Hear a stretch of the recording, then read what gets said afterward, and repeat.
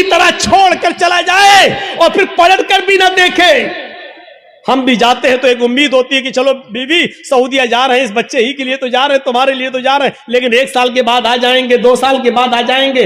लेकिन वो भी घर में सारा इंतजाम करने के बाद आप जाते हैं और सऊदी जाने के बाद पैसे वगैरह भेजते रहते हैं। यहां तो कुछ नहीं है, अंधेरी रात में क्या होगा, सत्तू और पानी के अलावा कुछ नहीं है, वो भी 2 दिन के लिए, बाद क्या होगा, मेरी बीवी क्या करेगी, मेरा बच्चा क्या करेगा। जरा तसव्वुर कीजिए इस पोजीशन में अपनी बीवी और बच्चे को छोड़ना। हम तो अपनी बिदातों को कुर्बान नहीं कर पा रहे हैं, नहीं छोड़ पा रहे हैं। हमारे बाप दादा जो करते चले आ रहे हैं वो हम करते रहेंगे।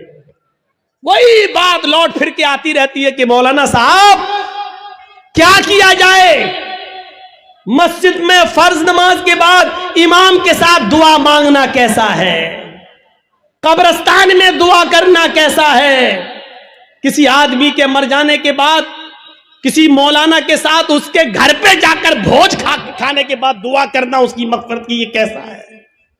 वही पुराने घिसे पिटे सवाल जो हम 15-20 साल से इन इलाकों में आके बोलते जा रहे हैं, वही सवाल, और आज तक हम उनको खत्म करने के लिए तैयार नहीं होते हैं। ये हमारी बेशर्मी का हाल है, ये हमारी बेशर्मी का हाल है। मेरे भाइयों, आज फिर एक बात को जहन में बिठा लो, दुआ करना गलत नहीं है।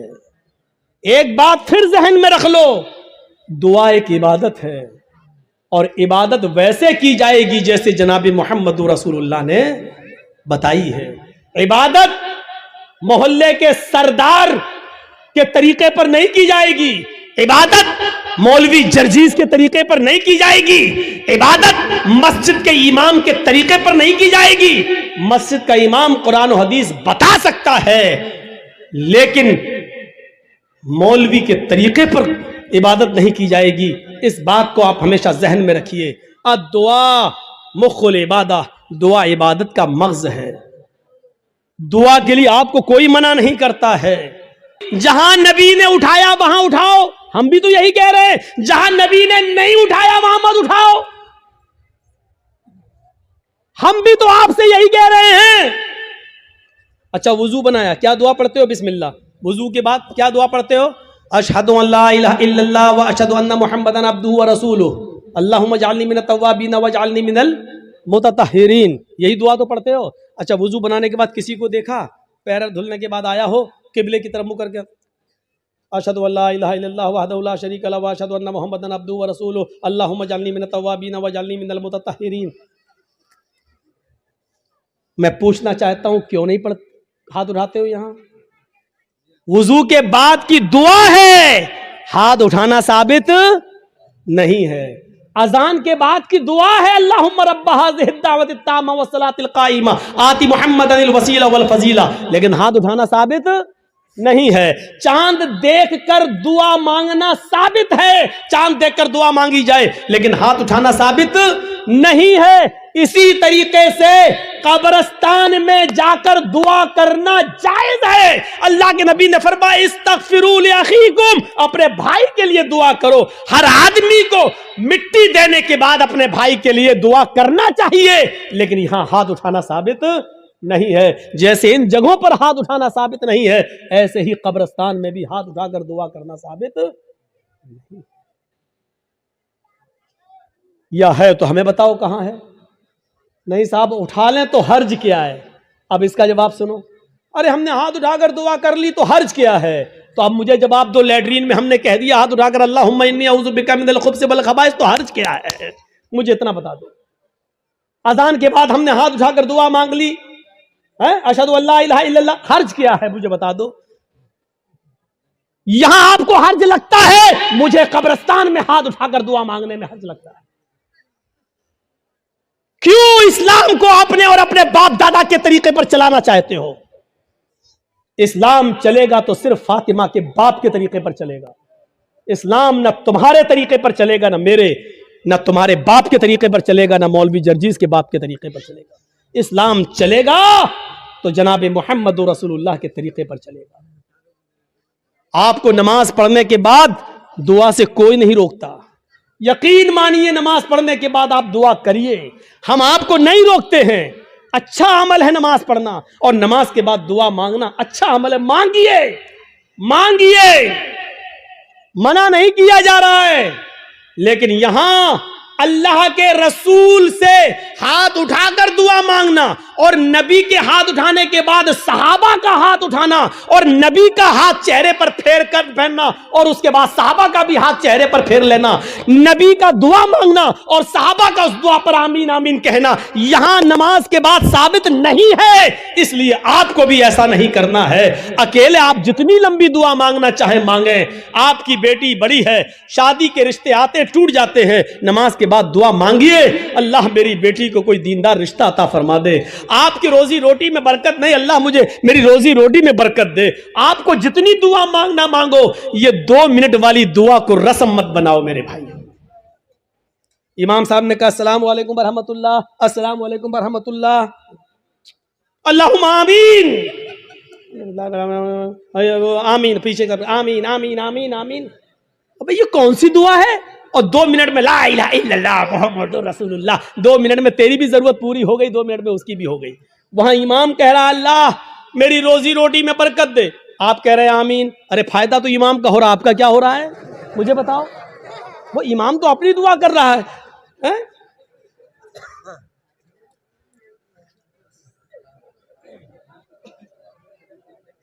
अब इमाम बेचारा कुंवारा है, शादी नहीं हुई है, इमाम कह रहा अल्लाह मुझे दीनदार लड़की अता फरमा दे, आप कह रहे हैं आमीन। फायदा तो इमाम का हो रहा, तुम्हारा क्या हो रहा है? अरे इमाम अपनी दुआ मांगे, तुम अपनी दुआ मांगो यार।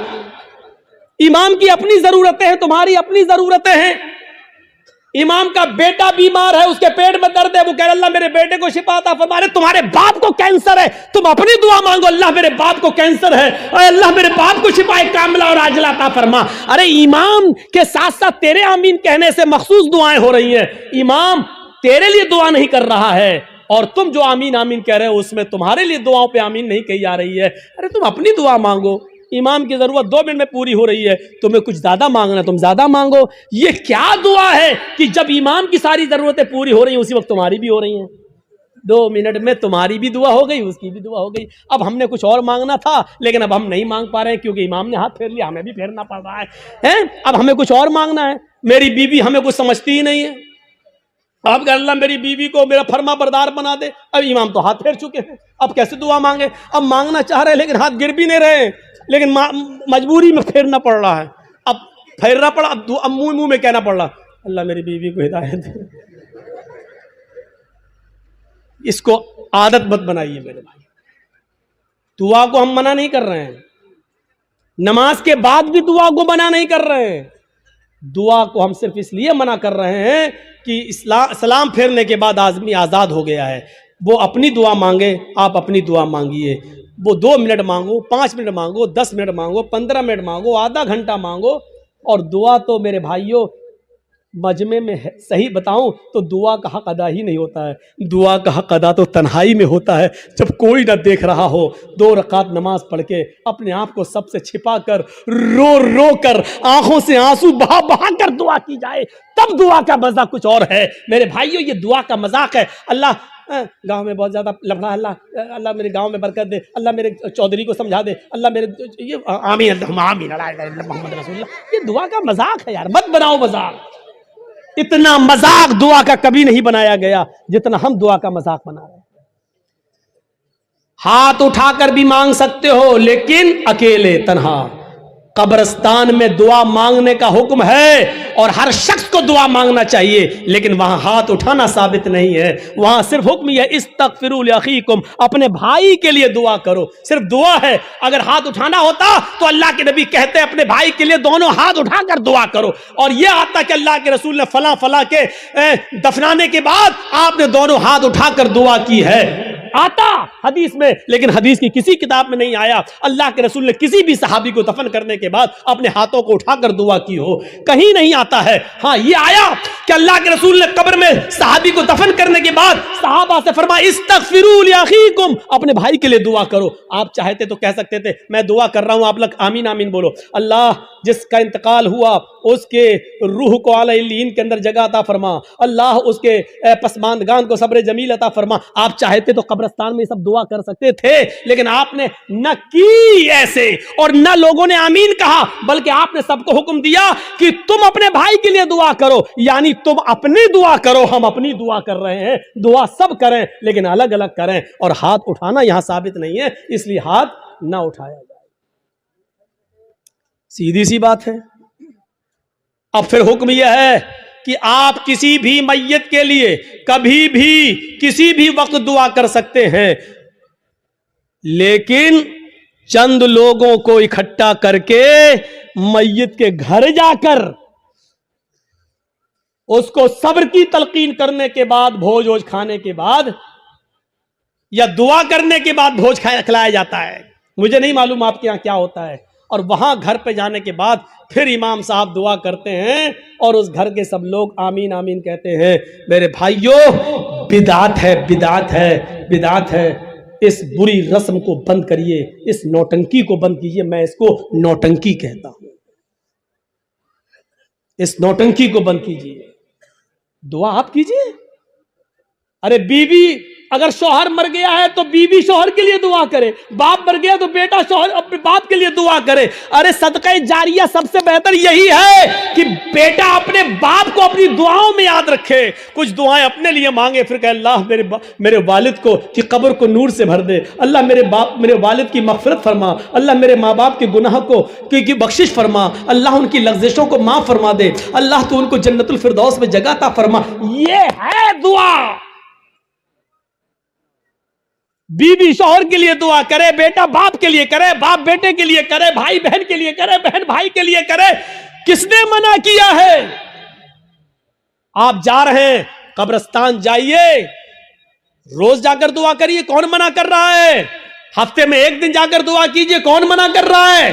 महीने में एक दिन जाइए और अपने बाप के लिए हाथ उठाकर नहीं, हाथ छोड़कर कब्र पर खड़े होकर कब्र के पास दुआ मांगी, कौन रोकता है? नहीं। लेकिन आप पूरे साल ना जाएं, सिर्फ ईद के दिन ईद की नमाज पढ़ने के बाद कब्र पे जाकर दुआ मांगे और इसको मामूल बना लें, यह गलत है। आप किसी दिन को मुतय्यन करके दुआ करेंगे तो वही चीज बिदअत हो जाती है। आप आज मांग लीजिए, कल मांगिए, 2-4 दिन बाद मांग लीजिए, मुतय्यन मत करिए, रोज दुआ मांगिए कब्र पे जाके, कोई मना नहीं करता है। और कब्र पे जाके दुआ इसलिए मांगने जाइए आप कि वहां जाएंगे तो आपको अपनी मौत याद आएगी, वरना दुआ मांगने के लिए कब्र पे जाना जरूरी नहीं है। दुआ के लिए आप अपने घर से भी दुआ कर सकते हैं। मेरे भाइयों, मेरे बाप इटावा में हैं और मेरे पास फोन आ जाए और वो बीमार, मैं इस जलसे में भी दुआ कर सकता हूं। आपके डिस्ट्रिक्ट मालदा में रहकर क्या मेरे लिए दुआ करो। आप आपसे भी कह सकते हैं कि मेरे वालिद के लिए दुआ करो कि अल्लाह ताला में जर्जी साहब के वालिद को शिफाए कामला और आजला अता फरमाए। कोई बुराई की बात नहीं है। दुआ के लिए किसी के घर जाकर ही दुआ की जाए या कब्रिस्तान जाकर दुआ की जाए, ये जरूरी नहीं है। लेकिन अगर आप जाएंगे तो आपको अपनी मौत भी याद आएगी कि एक दिन हमको भी इस जगह आना है। इसलिए आप अगर जाते हैं तो ठीक है। जंगे बद्र हो रही है, बद्र का मैदान गर्म है। सहाबा की तादाद है सिर्फ 313 और इसके मध्य मुकाबिल जो लश्कर है वो है 1000 से ज्यादा। आपको यह भी बता दूं कि उन 1000 लश्कर के पास, काफिरों के पास तीर भी हैं, तलवारें भी हैं, ढाल भी है, नेजा भी है, घोड़े भी हैं। वो सब नौजवान हैं, हट्टे खट्टे तंदुरुस्त हैं और सारी चीजें आलाते हर्ब, जंग का हर सामान है उनके पास। और उनके मुकाबले में कितने हैं? 313। और ये 313 कौन है? जवान, बूढ़े और कुछ बच्चे जब मिलाए गए और इनकी गिनती तब जाकर होती है 313। और इन 313 लोगों के पास, इन 313 सहाबा के पास सिर्फ 2 घोड़े हैं। आलाते हर्ब का हाल यह है कि किसी के पास तीर है लेकिन छोड़ने के लिए कमान नहीं है, किसी के पास कमान है लेकिन छोड़ने के लिए तीर नहीं है, किसी के पास तलवार है लेकिन काफिरों के हमले से बचने के लिए ढाल नहीं है। वो तलवार चलाए लेकिन काफिर जब उस पर हमला करे तो अपना बचाव किससे करे, उसके पास ढाल नहीं है। अगर किसी के पास कपड़ा पहन के आया है वो भी हराम की कमाई का है, वह गुज़िया बिल हराम, तेरे जिस्म में जो खून दौड़ रहा है वो हराम कमाई खा खा कर उसी का बना हुआ खून तेरे जिस्म में दौड़ रहा है। फ़अन्ना युस्तजाबु लिज़ालिक, ओ मेरे बंदे मैं तेरी दुआ सुनूं तो कहां से सुनूं, तू पूरा का पूरा नापाक है, खाना तेरा नापाक, कपड़ा नापाक, पानी नापाक, बदन में जो खून दौड़ रहा है वो नजिस और नापाक। आए मेरे बंदे मैं तेरी दुआ सुनूं तो कहां से सुनूं। अल्लाह सुनता नहीं है, ऐसे सुन लेगा अल्लाह? 13 साल की मेहनत के बाद का अल्लाह ये 313 बर्बाद हो गए। तो कभी इस रुए जमीन पर तेरी इबादत नहीं होगी, अल्लाह अल्लाह कोई नहीं कहेगा। ईमान का जज्बा देखिए, क्या था ईमान, 1000 से लड़ रहे। इमाम अहमद इब्न हंबल के पास एक औरत आती है, गौर करके देखिए इस औरत के सवाल के बाद हमारी हैसियत क्या रह जाती है, जरा तसव्वुर कीजिए। एक औरत आती है, कहती है कि इमाम साहब एक मसला पूछने आई हूं। कहा क्या मसला पूछती हूं? कहा मैं चरखा चलाती हूं। चरखा जानते हैं ना, महात्मा गांधी वाला चरखा मालूम है ना? हम लोगों के यहां तो आज भी लगे हुए हैं, कहीं कहीं जो लोग हैंडलूम हाथ से कपड़ा बनाते हैं वहां चरखे भी हैं, हाथ से फिरता है, सूत काटते हैं। तो क्या कहती है इमाम अहमद इब्न हंबल से वो औरत कि इमाम साहब मैं चरखा चलाती हूं और दूसरे लोगों का सूत मजदूरी पर काटती हूं और उनसे मजदूरी लेती हूं। कभी कभी मैं रात में भी चरखा चलाती हूं। जब मेरे पास तेल होता है, इस औरत के सवाल के बाद हमारी हैसियत क्या रह जाती है। सुने हमारी मां बहनें, औरतें ऐसी भी गुजरी हैं, सिर्फ लाइट मारने वाली औरतें हर वक्त नहीं होती हैं। सुने इमाम साहब मैं कभी कभी रात में भी चरखा चलाती हूं। जब मेरे पास चिराग जलाने के लिए तेल होता है तो मैं चिराग जलाकर उसकी रोशनी में चरखा चलाती हूं, सूत काटती हूं। इमाम अहमद इब्न हंबल फरमाते हैं अल्लाह तुम्हारी रोजी में बरकत दे, रिस्क में बरकत दे। कहा इमाम साहब कभी कभी चिराग में तेल नहीं होता हमारे पास, लेकिन हमारे पड़ोस में खुला हुआ आंगन है, हमारे पड़ोसी का खुला हुआ आंगन है, कभी कभी उस आंगन में रोज चिराग जलता है, वो मेरे पड़ोसी का चिराग है लेकिन वो अपने घर में अपने आंगन में चलाता है और उस आंगन में उस चिराग की रोशनी कभी कभी मेरे घर पे आती है। अगर मैं उस रोशनी में चिराग जला सूत फिरा लूं, उस पड़ोसी की रोशनी में अगर मैं सूत फिराऊं, चरखा चलाऊं, तो उस पड़ोस की रोशनी से जो सूत में फिराऊं और उसकी कीमत में मैं अपने मालिक से लूं तो यह कीमत मेरे लिए हलाल होगी या हराम होगी? क्या मैं उस रोशनी में जो चरखा चलाकर जो पैसा कमाऊं वो मेरे लिए जायज होगा या नाजायज होगा? तसव्वुर करो इमाम अहमद इब्न हंबल गश खा के चक्कर खा के गिर जाते हैं कि इस दुनिया में इस दौर में ऐसी औरतें भी मौजूद हैं जो तकवे का ऐसा मायार अपने अंदर पैदा की हुई हैं, इस ऐसा मायार अपने अंदर पैदा की हुई हैं। इस तकवे की रोशनी में जरा तसव्वुर करो हम कहां हैं, हमारी रोजी क्या है, हमारा माल क्या है, हमारी इनकम क्या है, हमारी इनकम आ कहां से रही है। इस औरत के सवाल के बाद हम तसव्वुर करें कि हम कहां खड़े हैं। फिर कहते हैं कि ये हमें परेशान कर रहा, वो हमें परेशान कर रहा, फला का अज़ाब। कुछ नहीं, हमारे आमाल हमें परेशान कर रहे हैं, हमारे करतूत हमें परेशान कर रहे हैं, हमारी बदअमली हमें परेशान कर रही है। अहमद इब्न हंबल रहमतुल्लाह अलैह ने कोई जवाब नहीं, सिर्फ इतना कहा, अय अल्लाह की बंदी, अगर तुम्हें लगता है तुम उससे मांगने तो नहीं गई हो, तुमने चोरी तो नहीं की है, अगर उसके आंगन में रोशनी जल रही है और वो तुम्हारे आंगन में आ रही है, तो मेरे हिसाब से इमाम अहमद इब्न हंबल ने कहा उस रोशनी में, चिराग की उस रोशनी में अगर तुम सूत काट लेती हो तो मेरे हिसाब से कोई गलत तो नहीं है, लेकिन फिर भी अगर तुम परहेज करो और बचो तो ये तुम्हारे लिए ज्यादा बेहतर है। ये अहमद इब्न हंबल का जवाब, जबकि चोरी नहीं थी, वो जला रहा है, दरवाजा नहीं है, आंगन से आंगन मिला हुआ है और उसके आंगन से उस चिराग की रोशनी यहां आ रही है, तो इसमें भाई आप ये लाइट जल रही है, अब इधर रोशनी जा रही है, तो उस आदमी का क्या कसूर है? तुम अगर चाहते हो कि मेरी रोशनी मेरे घर तक रहे तो तुम्हें अपने घर का इंतजाम करना है, लेकिन अगर आपके घर की रोशनी और आपके बल्ब की रोशनी मेरे घर आ रही है और आप ये कहें कि अपना मेरी रोशनी तेरे घर क्यों आ रही है, हट अपना घर तोड़, तो आप गलत है ना। जरा तसव्वुर करो, अहमद इब्न हंबल ने जब वो औरत जाने लगी, वो बूढ़ी औरत, तो अहमद इब्न हंबल रहमहुल्लाह ने लोगों से पूछा कि ये जिस बाप की बेटी है, इसका बाप कोई मामूली शख्स नहीं होगा, ज़रूर किसी अच्छे और नेक बाप की तरबियत होगी जिसने ऐसी नेक बेटी पैदा की है। ज़रा तसव्वुर करिए, नबी अकरम की दुआ इसलिए कबूल हुई क्योंकि आप सरापा रिज़्क़ हलाल इस्तेमाल करते थे।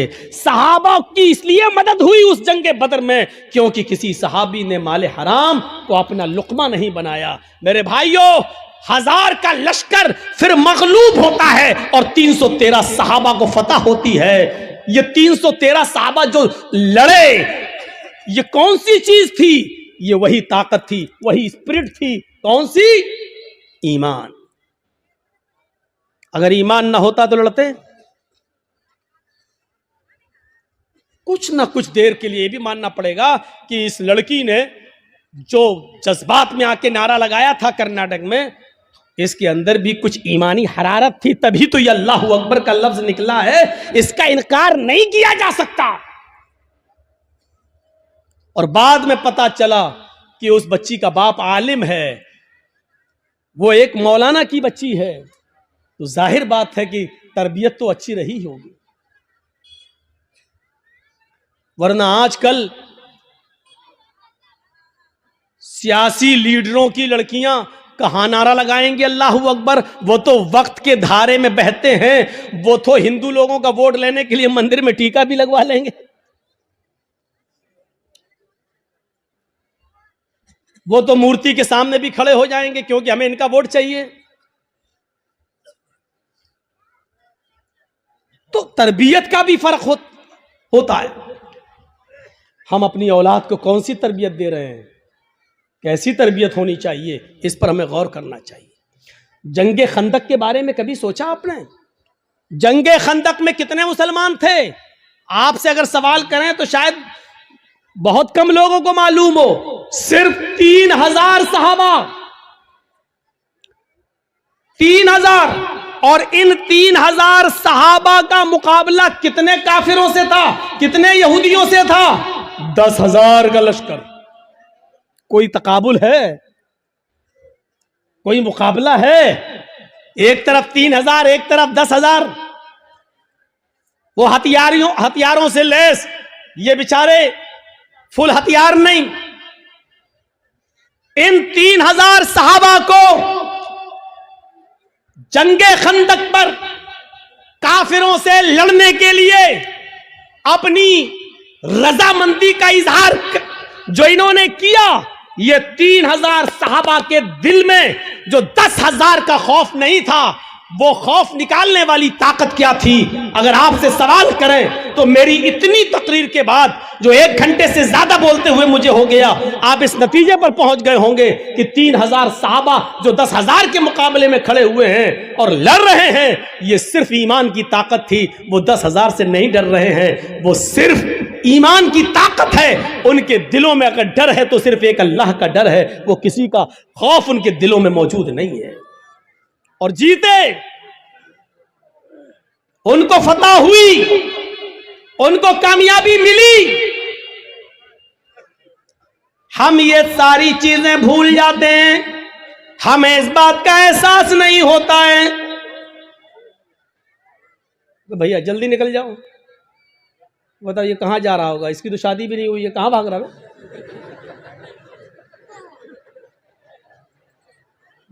वो देखो वो चचा उठ के जा रहे हैं।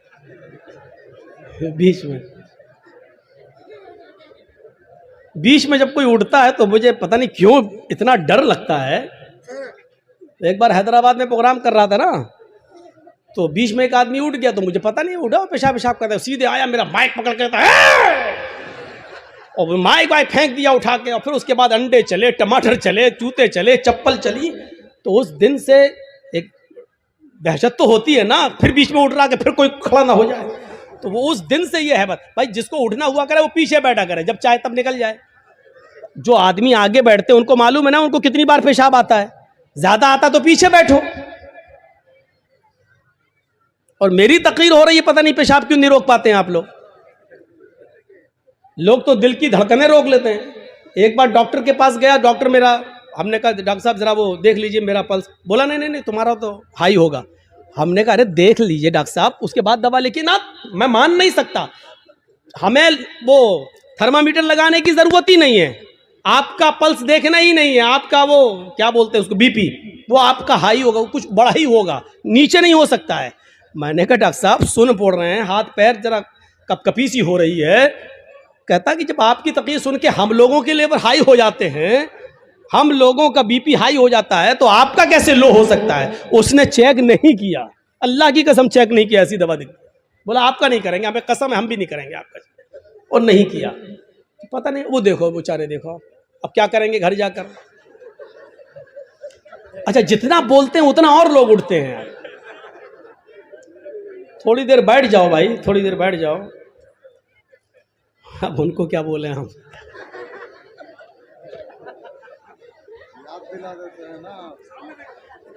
वो चचा जा रहे हैं बेचारे, अब तो चची के लायक भी नहीं, फिर भी जा रहे हैं। क्या करेंगे जाके।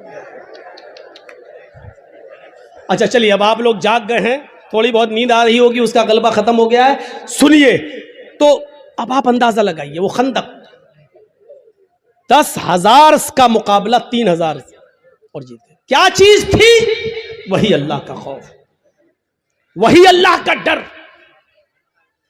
जैसे एक पुलिस वाले में ये ताकत होती कि वो अकेला नहीं, सरकार की ताकत है उसके पास, ऐसी जो पक्का सच्चा मोमिन है वो डरता नहीं है, अल्लाह की ताकत है उसके पास, ईमान है उसके पास, ईमान की ताकत है उसके पास, उसको खौफ नहीं होता है, वो लड़ता है, आमादा हो जाता है। ये वाकया सुना सुनाया है, लेकिन फिर भी आपको सुना देता हूं। सुमैया रजी अल्लाह ताला अन्हा का क्या मैटर था। अबू जहल के सामने खड़ी है, तबकात के अल्फाज है, इब्ने साद ने नकल किया है कि उसने सुमैया के कपड़े तक फाड़ दिए,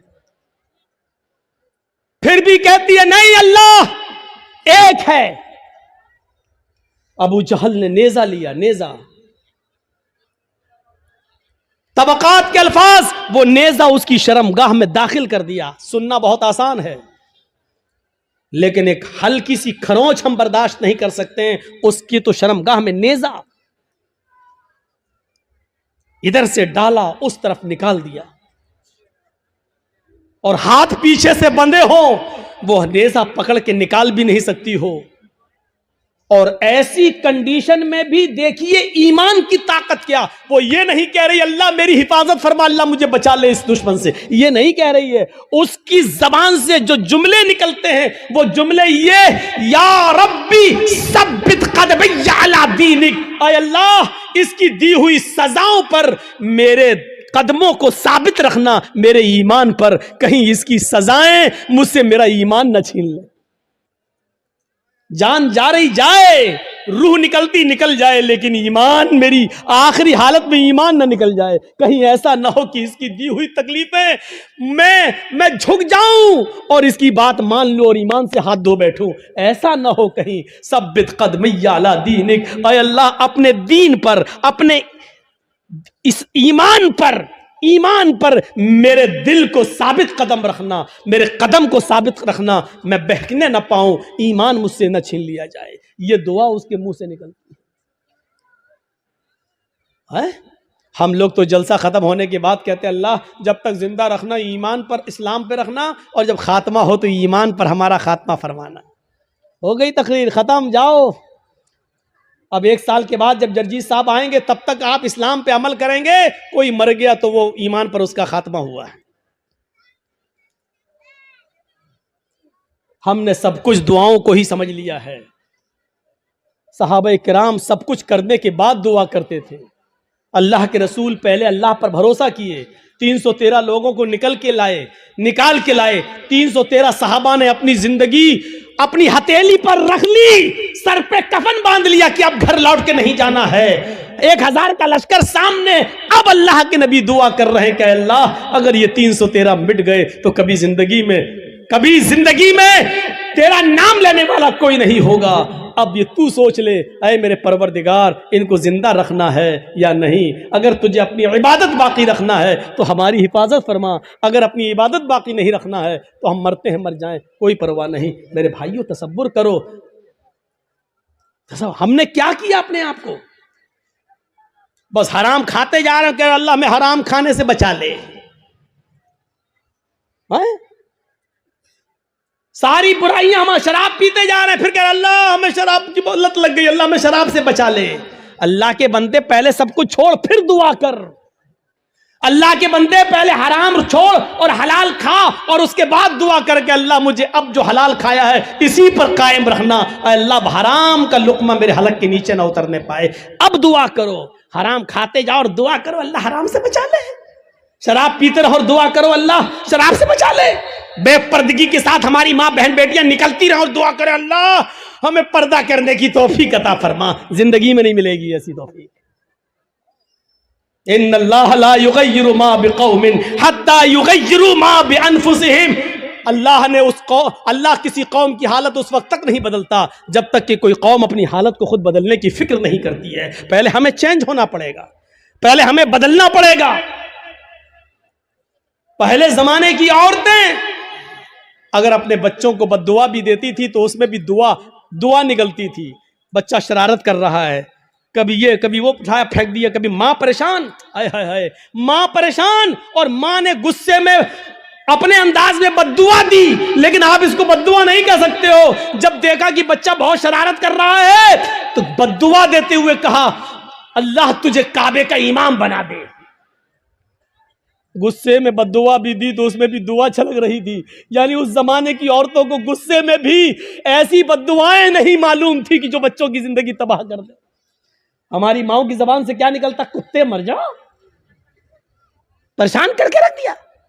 अब कुत्ता कहती जा रही है, अब ये नहीं सोच रही कि कुत्ते की अम्मा कौन हुई, लेकिन कह रही कुत्ते मर जाओ, और पता नहीं क्या क्या वो कह देती है। एक बच्चा शरारत कर रहा है और जब तंग आ गई मां तो गुस्से में रोते हुए कहती चल अल्लाह करे तुझे काबे का इमाम बना दे। और पता नहीं कौन सी घड़ी में ये दुआ निकली और अर्श वाले ने इसको कबूल फरमाई और वो बच्चा फिर काबे का इमाम बनकर निकला। और ऐसा इमाम बना कि आज जिसको आज सुदैस के नाम से याद किया जाता है, कारी सुदैस, ये काबे के जो इमाम आज भी मौजूद हैं, ये उसी माँ की दुआ का नतीजा है जो उसने गुस्से में दी थी और अल्लाह ने उस बच्चे को काबे का इमाम बनाया जो आज भी काबे का इमाम है। जरूर उस माँ ने अपनी हलक के नीचे कभी हराम लुकमा नहीं उतारा होगा। अगर हराम लुकमा खाया होता तो ये दुआ कबूल ना होती। जरूर उस माँ की रगों में हलाल खून दौड़ रहा था और हलाल खून दौड़ने की दुआ का नतीजा था कि वो बच्चा काबे का इमाम बना। अगर आप चाहती हो कि हमारे बच्चे इब्न तैमिया बने, हमारे बच्चे सनाउल्लाह हमरसरी बने, हमारे बच्चे इब्न क़य्यिम बने, इब्नुल जौज़ी बने, हमारे बच्चे अहमद इब्न हंबल बने, हमारे बच्चे इमाम मालिक की तरह बने, तो आए मेरी माँ बहनों, तुम्हें अपनी रगों में हलाल खून दौड़ाना पड़ेगा, हलाल रोजी खाना पड़ेगी, रिज़्क़ हलाल का एहतिमाम करना होगा। आधी रोटी सही लेकिन हलाल, भूखा सो जाना गवारा है लेकिन हराम लुकमा खाना गवारा ना हो। तब तुम्हारे कोख से पैदा होने वाले बच्चे अपने तैमिया बनेंगे, इब्ने कय्यिम बनेंगे, सनाउल्लाह बनेंगे, इमाम मालिक बनेंगे, अहमद इब्ने हंबल बनेंगे, तब बनेंगे। सब कुछ खाती रहो और कहो कि अल्लाह हमारे बच्चे को काबे का इमाम बना दे, नहीं हो सकता है। ये तल्ख जुमले तुम्हें सुनना पड़ेंगे।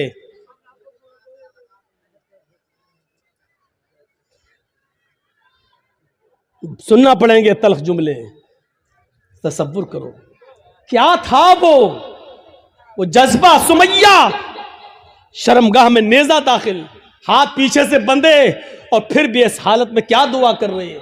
आप ये नहीं कहोगे आपका बेटा हॉस्पिटल में भर्ती है, वेंटिलेटर पर रखा हुआ है, या कोई बाप वेंटिलेटर पर रखा है, आप हमारे पास आएंगे, जर्जीत साहब महलदार पाड़ा में आए, जुमे का खुतबा देना है, आप पर्ची लेके आएंगे, मौलाना साहब जुमे के खुतबे में के बाद हमारे अब्बू के लिए दुआ कर दीजिए, अल्लाह उनको शिफाए कामिला अता फरमाए। ऐसे मौके पर भी आपको इस दुआ की फिक्र होगी कि हमारे अब्बू के लिए दुआ कर दो कि अल्लाह उनको शिफा दे, लेकिन इस मौके पर दुआ ये नहीं होगी कि अल्लाह रब्बुल आलमीन से ये दुआ कीजिए कि मेरे बाप का खातिमा ईमान पर हो, वो इस दुनिया से जाए तो गुनाहों से पाको साफ जाए, अल्लाह मेरे बाप को गुनाहों से तौबा करने की तौफीक अता फरमा। ये दुआ आप नहीं करवाएंगे मस्जिद के इमाम से और जर्जीत साहब से, आप दुआ ये करवाएंगे कि कहो अल्लाह ताला उनको शिफाए कामिला और आजिला अता फरमाए। मैं ये नहीं कह रहा हूं कि ये दुआ करना गलत है, जायज है, लेकिन सुनो हजरत सुमैया ने उस मौके पर यह नहीं कहा अल्लाह मेरी हिफाजत फरमा, अल्लाह इसने नेजा मारा है तू मुझे शिफा दे,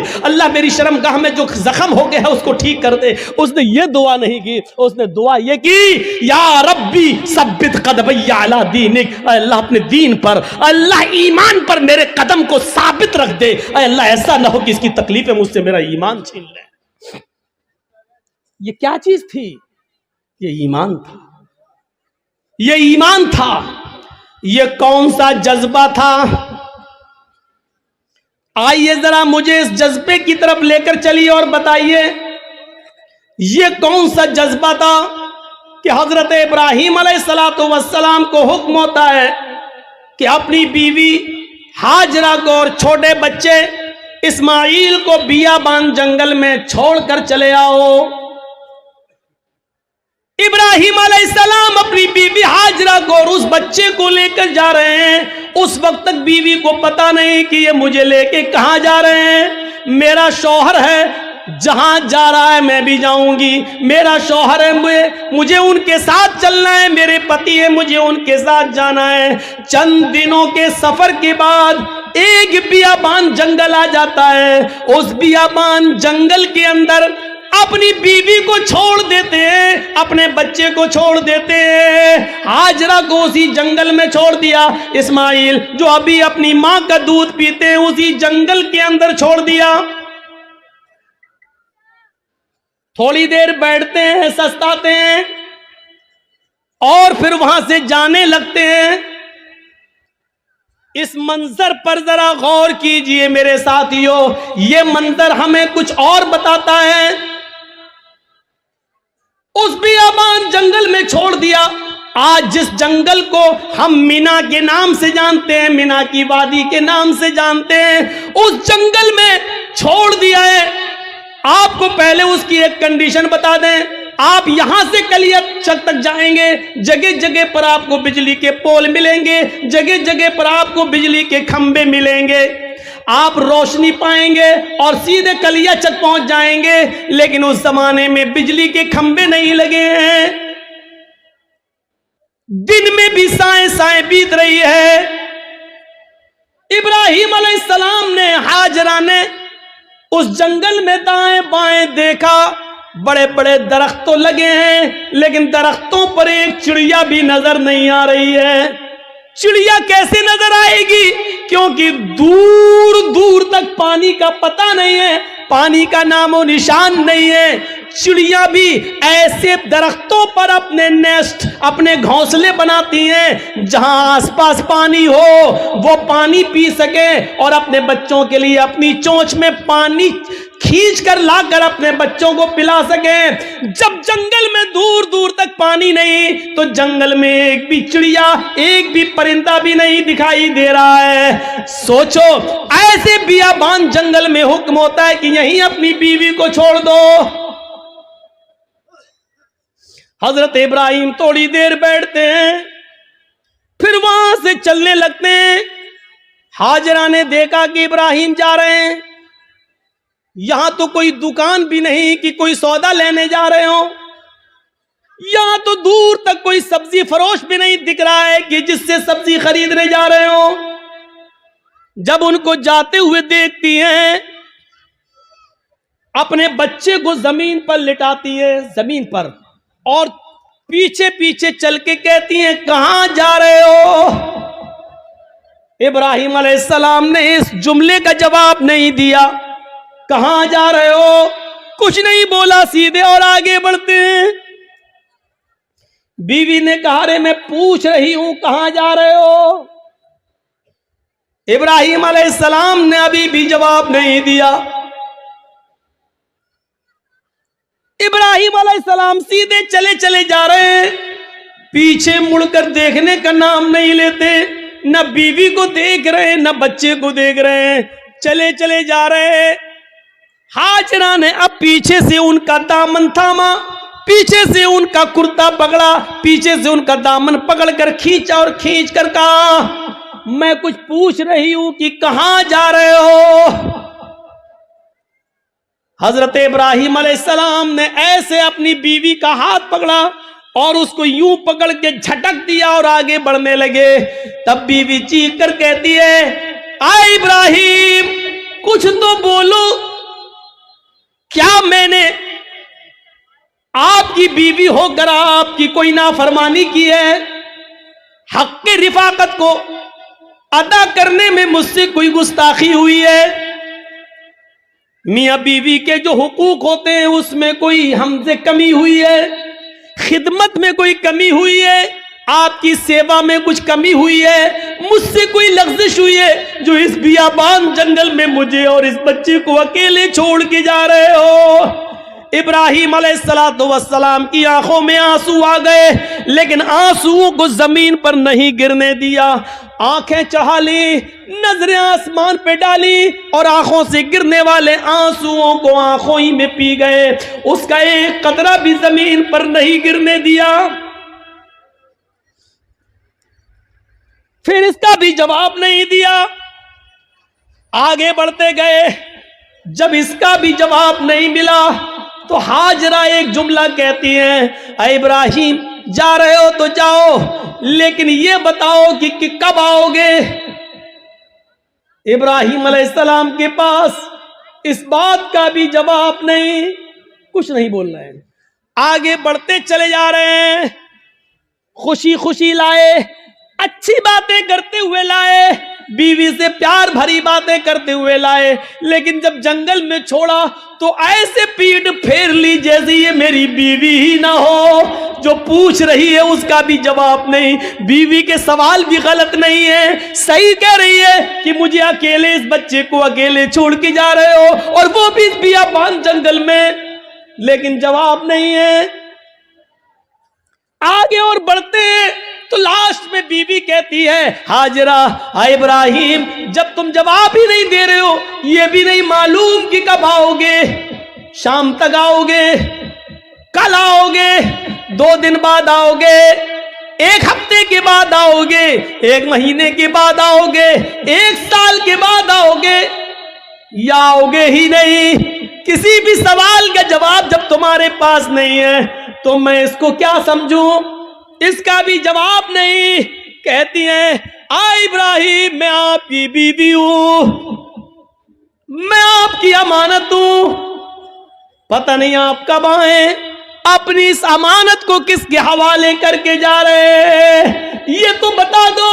आप 10 साल के बाद आए, 20 साल के बाद आए, 1 साल के बाद आए, 2 साल के बाद आए, और अगर मैं जिंदा रहूं और मेरी इज्जत व आबरू न बच सके, जैसे एक बादशाह ने मेरी इज्जत व आबरू से खिलवाड़ करना चाहा लेकिन अल्लाह की मदद की वजह से वो नहीं कर सका, वो अगरचे सारा थी, दूसरी बीवी थी, और उसके बदले में फिर उसने हमें भी दे दिया एक लौंडी की शक्ल में जिसको आपने अपनी बीवी बना लिया। इब्राहिम मुझे ये बताओ कि अपनी इस अमानत को किसके सुपुर्द करके जा रहे हो? अगर मेरी इज्जत व आबरू महफूज न रही मुझे किसके सुपुर्द करके जा रहे हो? बीवी जवाब कहती है, इला मन ततरुकुना, आ इब्राहिम आपने मुझे किसके हवाले किया है? हमें किसके जिम्मे सौंप के जा रहे हो? इस अमानत का जिम्मेदार कौन है? जब हाजरा ने यह कहा, कुरान के अल्फाज, इला मन ततरुकुना, आपने मुझे किसके सुपुर्द किया है? आपने मुझे किसके हवाले किया है? तब इब्राहिम अलैहिस्सलाम अब इसका जवाब देते हैं, लेकिन हाजरा की तरफ देखकर नहीं, बच्चे की तरफ देखकर नहीं। अगर पीछे घूमूंगा बीवी की शक्ल दिखेगी, मासूम बच्चे को देख लूंगा तो कहीं बीवी की और बच्चे की मोहब्बत मेरे दिल में ना आ जाए, और फिर मैं जिस काम के लिए अल्लाह के हुक्म से जा रहा हूं उस काम से कहीं मैं रुक ना जाऊं। ईमानी ताकत देखिए, ईमानी इस ताकत की वजह से वो बीवी को नहीं देख रहे हैं, बच्चे को नहीं देख रहे हैं। बीवी की मोहब्बत है, बच्चे की मोहब्बत है, लेकिन ईमान की ताकत देखिए। क्या कहते हैं, न बीवी को देखना गवारा, न बच्चे को देखना गवारा, और बीवी कह रही है कि मुझे किसके सुपुर्द करके जा रहे हो? इस जंगल में तो चिड़ियां भी नहीं है, हमें इस जंगल में रात होगी, खतरनाक जानवर भी तो आ सकते हैं, मेरा क्या होगा? मुझे बताओ, मुझे किसके सुपुर्द करके जा रहे हो? इब्राहिम अलैहिस्सलाम ने कदम आगे बढ़ाते बढ़ाते, चलते चलते जवाब दिया, इल्लल्लाह, आए मेरी बीवी, मैंने तुझे और तेरे इस बच्चे को, मैंने तुझे और अपने इस बच्चे को अल्लाह के सुपुर्द कर दिया, अल्लाह के हवाले कर दिया है। यानी अल्लाह ने मुझे छोड़ने का हुक्म दिया, मैंने अल्लाह के हुक्म से तुझे छोड़ा, इस बच्चे को छोड़ा।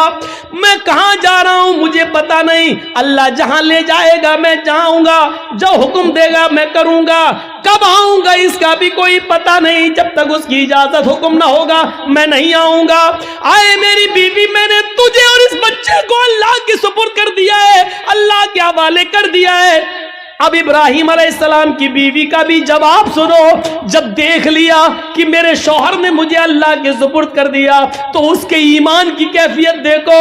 अब हाजरा के अंदर भी अल्लाह का नाम सुनकर जो ईमान पैदा हुआ, जो ईमानी ताकत आई, अब वो उस जंगल के खतरों से नहीं डर रही है, उस बियाबान जंगल से नहीं डर रही है, उस जंगल के अंदर रात में कितने खतरनाक जानवर आएंगे उनसे नहीं डर रही है। इब्राहिम से कहती है, जब आपने मुझे अल्लाह के सुपुर्द कर दिया, अल्लाह के हवाले कर दिया, जाइए, अब आपको रुकने की जरूरत नहीं है। इज़न ला युज़िउदल्लाहु अबदा।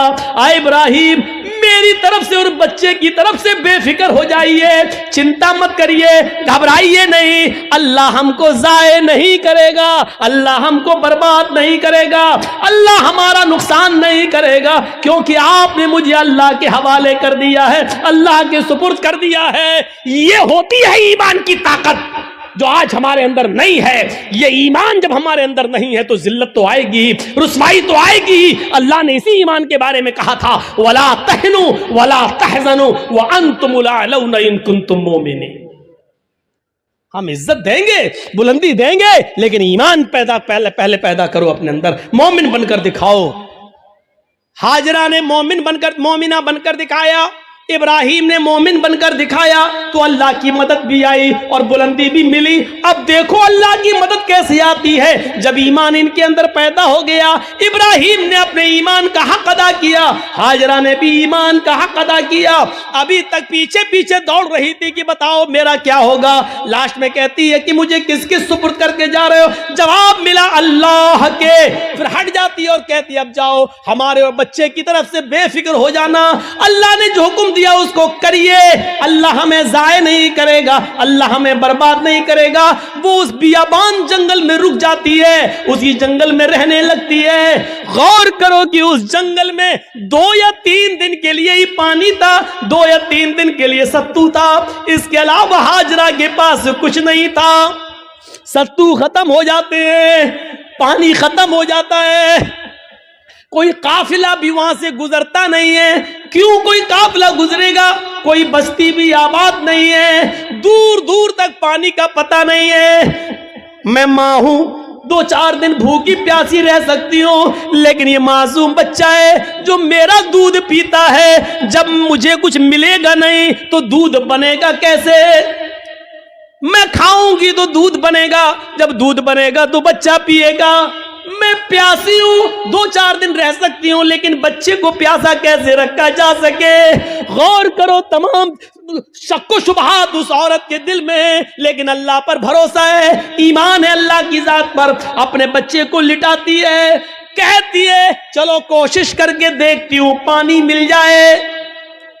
दाएं देखा बाएं देखा, उसको कुछ नजर नहीं आ रहा था। सामने एक पहाड़ी नजर आई, उस पहाड़ी के ऊपर चढ़ जाती है, अपने बच्चे को जमीन पर छोड़ती है, उस पहाड़ी के करीब जाती है। उस पहाड़ी का नाम है सफा।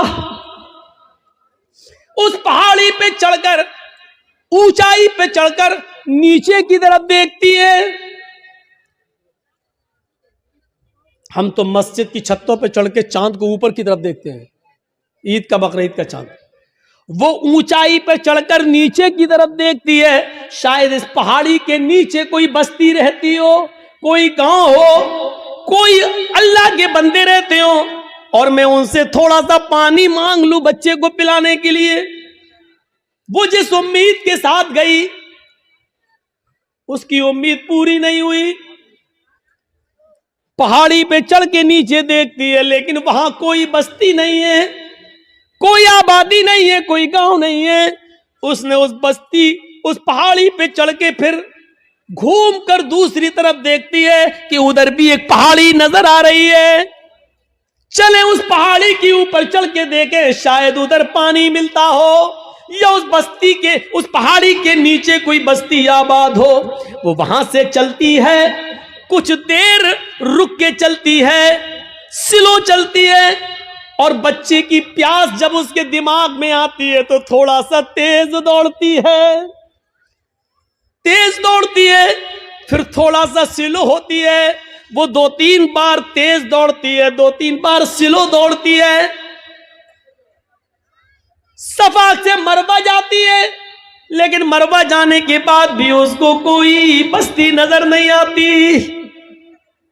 अब उसको मालूम है न सफा के नीचे कोई बस्ती है, न मरवा पहाड़ी के नीचे कोई बस्ती है, लेकिन बच्चे की प्यास जब देखती है तो बार बार जाती है, शायद कोई आने वाला आदमी मिल जाए, कोई काफिला मिल जाए, मैं किसी से पानी की चंद घूंट मांग कर बच्चे को पिला दूं। बच्चा अंगूठा अपने मुंह में रख के चूस रहा है। हदीस की किताबें कहती हैं, सफा और मरवा के दौड़ दौड़ कर हाजरा ने 7 चक्कर लगा लिए। सफा से मरवा 1, मरवा से सफा 2, सफा से मरवा 3, मरवा से सफा 4, सफा से मरवा 5, मरवा से सफा 6, और फिर सफा से मरवा 7। फिर मरवा से सफा पर नहीं आई, 7 चक्कर लगाकर ना उम्मीद हो गई कि अब पानी नहीं मिलेगा, तो अपने बच्चे के पास आकर बैठ गई, नजरें आसमान पे डाली। इलाहुल आलमीन, तुझे मालूम है, तू सब कुछ जानता है, तेरी जात से कोई चीज छिपी हुई नहीं है। 3 दिन पहले जब मेरा हस्बैंड, मेरा शौहर जा रहा था, मैंने उससे पूछा मुझे और इस बच्चे को किसके हवाले करके जा रहे हो? उसने कहा इल्लल्लाह, अल्लाह के हवाले।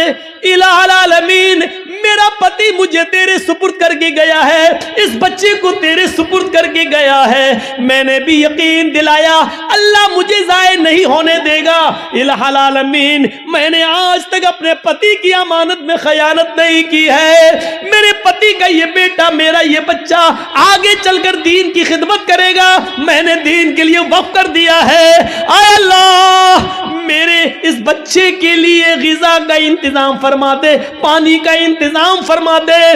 दिल से जो आह निकलती है वो असर रखती है। पर नहीं, ताकत परवाज मगर रखती है। ऊपर से अल्लाह रब्बुल आलमीन ने जिब्रील को हुक्म दिया, आए जिब्रील क्या देख रहे हो, मेरी बंदी मुझे पुकार रही है और मेरा बंदा इब्राहिम इन दोनों को, इस्माइल और हाजरा को मेरे सुपुर्द करके गया है। अगर मेरे सुपुर्द करने के बाद भी ये दोनों भूखे और प्यासे मर गए तो फिर दुनिया से विश्वास उठ जाएगा, फिर ईमान किसके अंदर पैदा होगा। आए जिब्रील जाओ, जिस जगह इस्माइल एड़ियां रगड़ रहे हैं उसी जगह पर तुम अपना पर मारो और फिर मेरी कुदरत का करिश्मा देखो। जिब्राइल आए और उसी जगह पर मारा और